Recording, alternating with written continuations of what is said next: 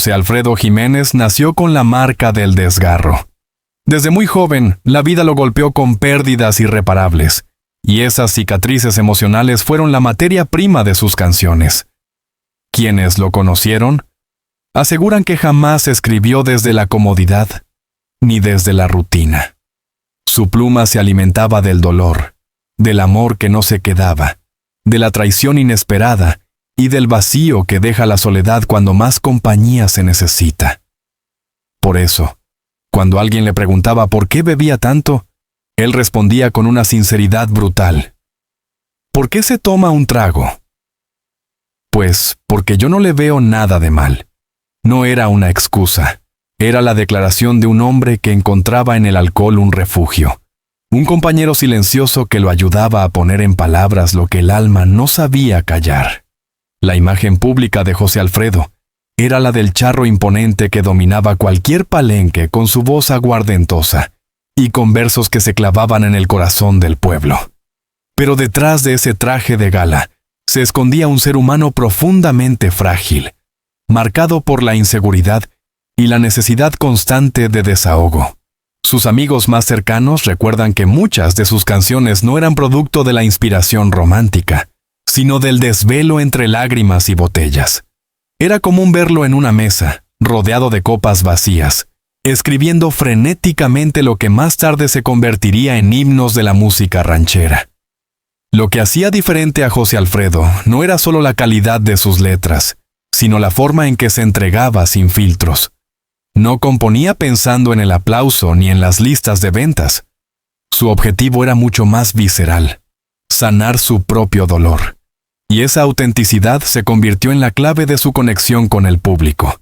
Cada estrofa era como abrir una herida frente a miles de desconocidos, que sin embargo, encontraban en ella un espejo de sus propias penas. Esa simbiosis entre artista y audiencia explica por qué hasta hoy su legado sigue vivo. Porque nadie supo doler con tanta honestidad como él. El precio de esa sinceridad, sin embargo, fue altísimo. El alcoholismo lo acompañó como sombra inseparable, no solo en las fiestas o en los escenarios, sino en su vida diaria. Lejos de ser un vicio banal, el trago era parte de su identidad, un motor que lo impulsaba y al mismo tiempo un verdugo que lo destruía poco a poco. En sus últimos años, el deterioro físico era evidente: el rostro hinchado, la voz cada vez más áspera, el cuerpo debilitado por enfermedades derivadas de su estilo de vida. Y aún así, nunca dejó de escribir, nunca dejó de cantar. El mito del hombre que cantaba como si se le fuera la vida en cada verso se sostiene en una verdad cruda. En efecto, cada interpretación lo desgastaba, como si entregara pedazos de sí mismo en cada canción. No era actuación ni estrategia de marketing, era un grito de auxilio hecho música. Y ese grito fue escuchado por todo un país, que también llevaba sus propias heridas. En cantinas, plazas y ranchos, su voz se convirtió en el eco de un pueblo que necesitaba llorar sin vergüenza. Esa autenticidad, sin embargo, también lo volvió intolerante frente a lo que consideraba impostura. Su desconfianza hacia algunos colegas de la música ranchera, como Vicente Fernández o Jorge Negrete, no se basaba en celos superficiales, sino en la convicción de que ellos representaban un estilo demasiado estilizado, demasiado pulido, demasiado lejos de la crudeza de la vida real. José Alfredo nunca quiso ser un galán ni un ídolo de cartón. Su misión era otra: mostrar que la vulnerabilidad también podía ser arte. Así comenzó a forjarse la leyenda de un hombre contradictorio. Poeta y bebedor, genio y autodestructivo, amado y temido. Los que estuvieron a su lado cuentan que era capaz de pasar de la ternura más dulce a la furia más explosiva en cuestión de minutos, siempre guiado por emociones extremas. Esa montaña rusa afectiva fue, al mismo tiempo, su condena y su grandeza, porque José Alfredo Jiménez no fue un cantante cualquiera. Fue un hombre que se atrevió a mostrar su fragilidad en un mundo donde los charros debían ser fuertes, invencibles y orgullosos. Su verdadero legado no está solo en canciones como El Rey, Si nos dejan o Amanecí en tus brazos, sino en la valentía de haber convertido sus propios demonios en himnos colectivos. Y aunque la industria musical intentó moldearlo, nunca lo consiguió. Él bebía, escribía y cantaba con una sola regla: ser fiel a su dolor. Ese dolor lo llevó a enfrentarse a la vida con la misma intensidad con que se enfrentaba a la música. No hay dudas. Cada trago que levantó, cada verso que escribió y cada lágrima que dejó en el escenario formaron parte de una misma verdad. José Alfredo no cantaba para sobrevivir al éxito, cantaba para sobrevivirse a sí mismo. En el universo de la música ranchera, los nombres de José Alfredo Jiménez, Vicente Fernández y Jorge Negrete son pilares indiscutibles. A primera vista parecían hermanos de un mismo linaje, charros orgullosos, intérpretes de la mexicanidad y voces que atravesaban generaciones. Sin embargo, la realidad era mucho más compleja. José Alfredo, con su pluma desgarrada, veía con recelo a aquellos que encarnaban una imagen demasiado perfecta, demasiado trabajada para su gusto. Y ahí se encontraba el germen de una rivalidad silenciosa que lo acompañó durante años. Cuando Vicente Fernández comenzó a consolidarse como el charro de Huentitán, José Alfredo ya era un compositor consagrado. Sus canciones sonaban en todos los rincones de México, y el público lo veneraba como el poeta que escribía desde la herida abierta. Vicente, por su parte, era un intérprete poderoso, con voz imponente, y una carrera cuidadosamente moldeada por la industria musical.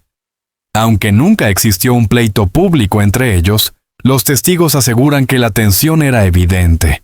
José Alfredo sentía que Vicente representaba una nueva etapa en la ranchera, más estilizada, más comercial, menos auténtica. Para él, la música no podía fabricarse en un estudio ni depender de una imagen impecable. Se debía cantar desde el corazón roto, desde el dolor que no se podía disimular. El episodio más recordado ocurrió en una fiesta organizada por Irma Serrano. Según los presentes, en medio de copas y guitarras, José Alfredo se acercó a Vicente y con una frialdad que sorprendió a todos, le dijo: «No volveré a estrechar su mano. Usted no tiene educación». Aquella frase fue un golpe seco que marcó el fin de cualquier posibilidad de acercamiento entre ambos. A partir de entonces, Vicente siguió interpretando canciones de José Alfredo con enorme respeto, incluyéndolas en su repertorio y rindiéndole homenaje en conciertos. Pero el gesto nunca fue correspondido. José Alfredo no le devolvió la deferencia. En su escala de valores, la autenticidad estaba por encima del reconocimiento. Si con Vicente Fernández existía una distancia marcada por estilos distintos, con Jorge Negrete la situación era aún más compleja. Negrete era el prototipo del charro perfecto. Voz educada, porte impecable, ídolo de cine y radio. Era el rostro de una época donde la mexicanidad se vendía con orgullo en pantallas gigantes. José Alfredo, en cambio, era lo contrario. Sin formación musical académica, con voz áspera y figura poco glamorosa, luchaba contra un molde que no lo representaba. En sus inicios, Jiménez admiraba profundamente a Negrete. Lo veía como una figura casi mítica. Pero con el paso de los años, esa admiración se transformó en resentimiento. No porque lo odiara, sino porque sentía que la industria y el público lo comparaban constantemente con alguien que representaba todo lo que él no era ni quería ser. El punto de quiebre llegó cuando productores sugirieron que escribiera canciones más bonitas, al estilo que Negrete podía interpretar. La respuesta de José Alfredo fue tajante: «Yo no escribo para lucir voces.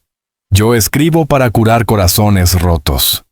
Nunca hubo un enfrentamiento directo, pero la relación se congeló en un silencio incómodo. Negrete jamás habló públicamente de José Alfredo, y este último evitó cualquier colaboración. Ni un dueto, ni un homenaje conjunto, nada. Era como si existiera una muralla invisible entre ambos.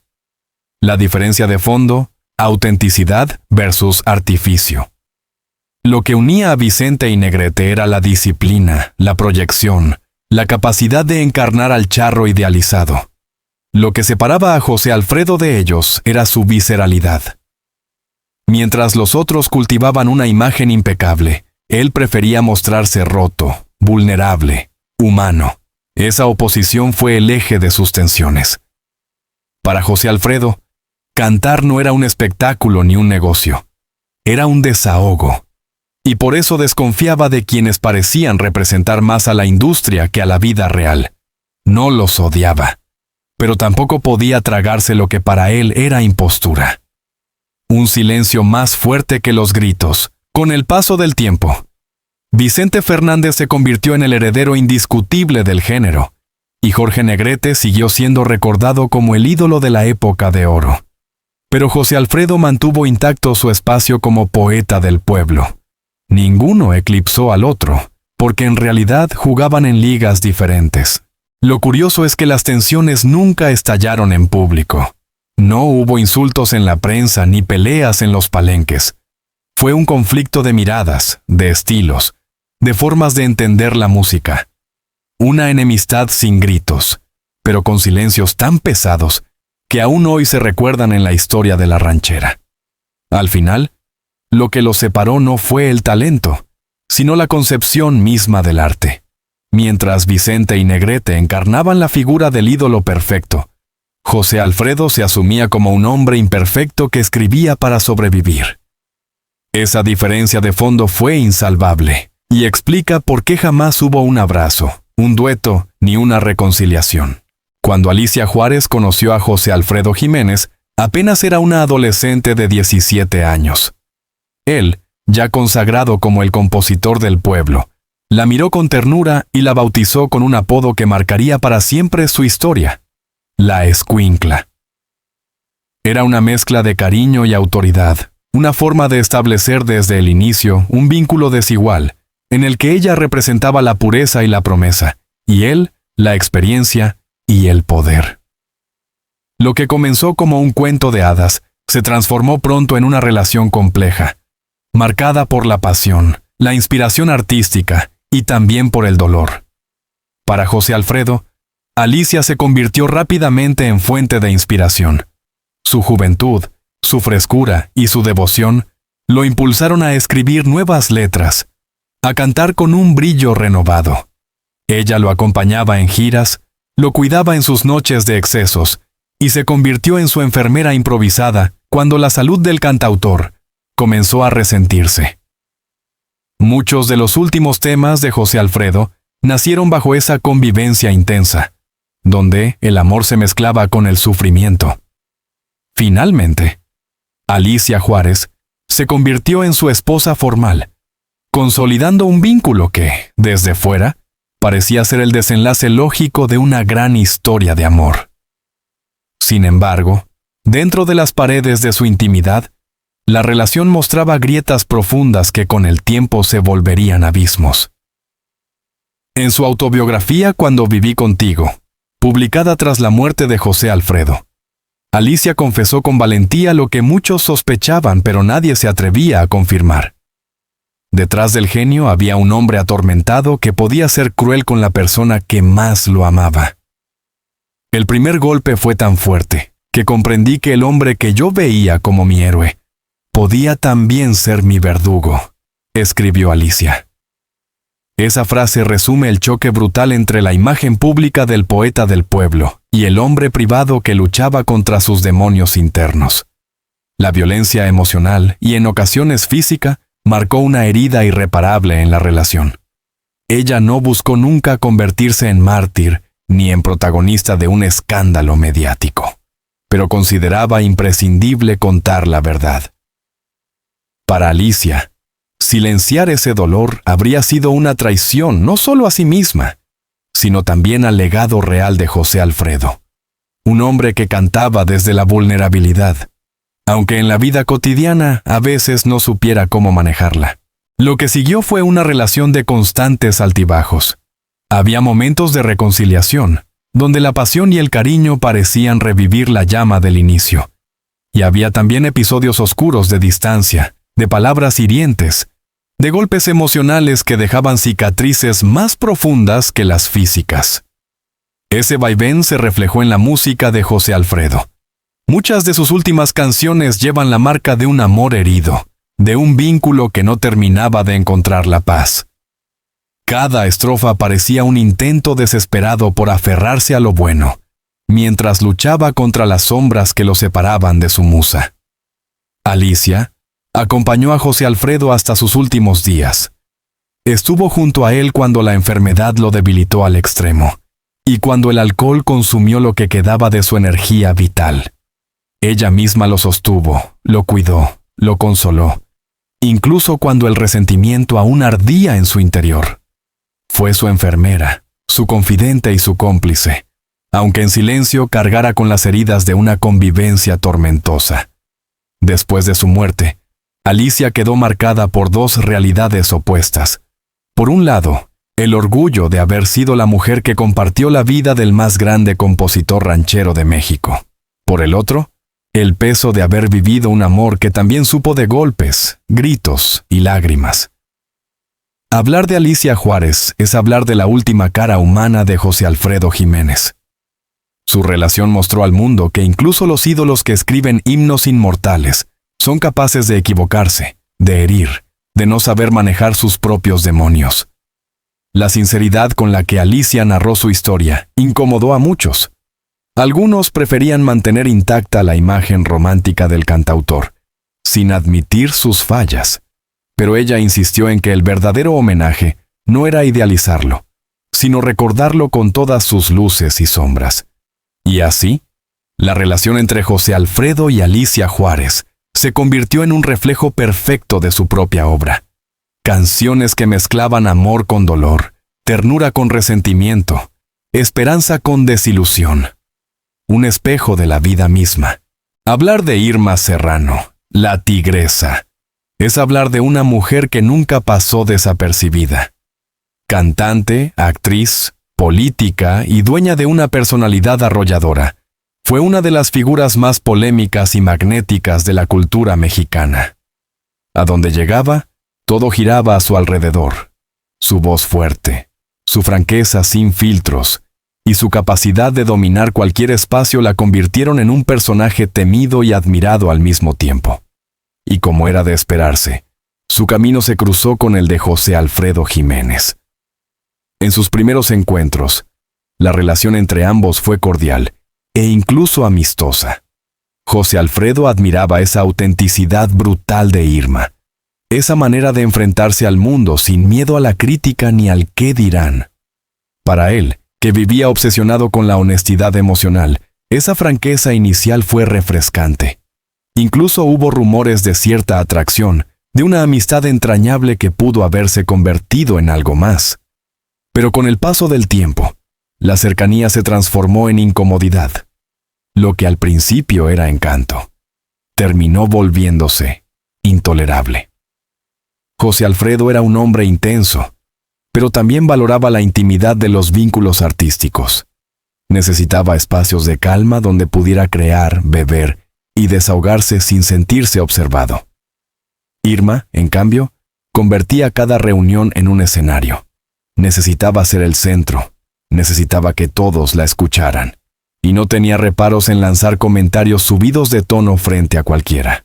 Para José Alfredo, eso era una provocación innecesaria. Él no concebía la música como espectáculo social, sino como desahogo íntimo, y que alguien irrumpiera con esa fuerza en su mundo le resultaba insoportable. Poco a poco, empezó a evitar los eventos en los que sabía que Irma estaría presente. Ella, por su parte, jamás negó su carácter dominante. Decía las cosas como las pensaba, y si alguien se sentía incómodo, ese no era su problema. Años después, en entrevistas, se refirió a José Alfredo como un gran compositor, pero muy sentimental para aguantar ciertas verdades. Esa frase resume de manera perfecta la distancia que se abrió entre ellos. Lo que para ella era sinceridad, para él era falta de respeto. En el medio artístico circularon rumores de que pudo haber existido una tensión romántica entre ambos. Que Irma, con su magnetismo, despertó en José Alfredo un interés que nunca llegó a concretarse por completo. Algunos sostienen que fue precisamente esa atracción contenida la que alimentó el resentimiento, como si la imposibilidad de dar forma a lo que pudieron ser se hubiera convertido en una espina clavada. Sin embargo, nunca hubo pruebas claras. Lo único cierto es que la relación se fue enfriando hasta convertirse en simple distancia.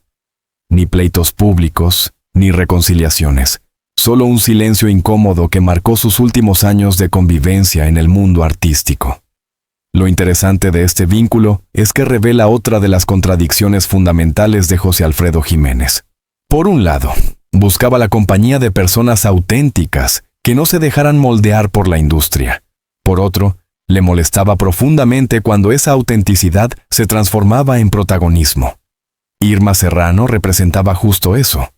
Una mujer que vivía bajo sus propias reglas, pero cuya necesidad constante de brillar chocaba con la vulnerabilidad de un hombre que prefería los reflectores solo en el escenario, no en su vida personal.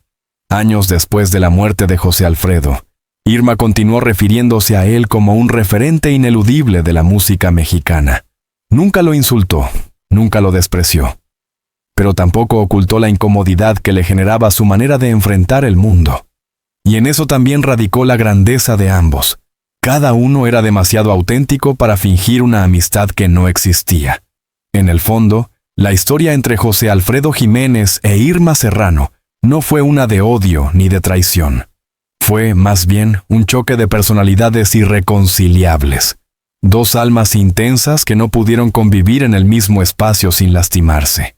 Esa distancia resume una verdad incómoda. No todos los gigantes pueden ser amigos. A veces, la fuerza que los convierte en leyendas es la misma que los separa para siempre. Si hubo un adversario constante en la vida de José Alfredo Jiménez, ese no fue un colega ni un amor tormentoso. Fue la industria musical mexicana. Un gigante invisible que, en lugar de servir de respaldo absoluto, se convirtió en un obstáculo para su libertad creativa. Y es que, en una época en la que las disqueras y los medios empezaban a consolidar fórmulas de éxito, José Alfredo representaba justo lo contrario. Un hombre que escribía sin reglas, sin manuales, con la única brújula de su corazón herido. En los años 50, sus canciones comenzaron a sonar en todo el país. Temas como Yo no nací para amar, Copa tras copa o El Rey se transformaron en himnos populares que no necesitaban publicidad para llegar al pueblo.